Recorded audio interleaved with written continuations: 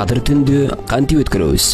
Биринчи, кадыр кечесинде ар ким өз мүмкүнчүлүгүнө жараша намаз окуусу керек. Куптан намазынан кийин нафил намаздарын окуу менен башталат. Сөзсүз түрдө мечитке баруу керек эмес. Эгерде Куран окушту же башка дуа кылышты билбейм десе, анда мечитке баруусу керек. Ниет кылып күнөөлөрдүн кечирүүсүн сураш керек. Андан кийин бул жашоо үчүн керектүү нерсе сураса болот. Мисалы, ден соолук, ынтымак, байлык жана башка нерселер.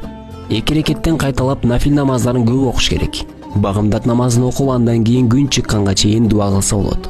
Экинчи, кадыр түндү жалгыз тоскону жакшы. Себеби адам өзү болсо ибадатка көп көңүл бурулат деген мааниде. Тамактанып, жамаат менен кой союп, шаан шөкөт кылып, же башка таризде олтурса дурус болбойт.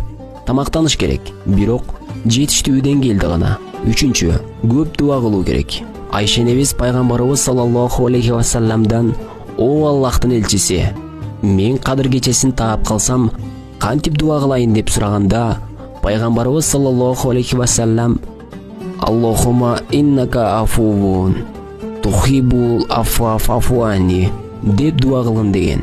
Дуанын мааниси: Аллахым, сен кечиримдүүсүн, кечиргенди жакшы көрөсүң, мени да кечир. 4. Куран аяттарын, хадистерди жана башка диний маалыматтарды угуу керек. Куран окуй алгандар Куран окуп, окуй албагандар аны угуусу керек. 5. Өткөн күнөөлөргө тообо кылуу керек. 6. Аллахты зикир кылуу керек. 7. Өзүң жана өткөндөр үчүн дуа кылуу керек. Кадыр түндө кылган ибадатыңыздар жана кармаган орозоңуздар кабыл болсун.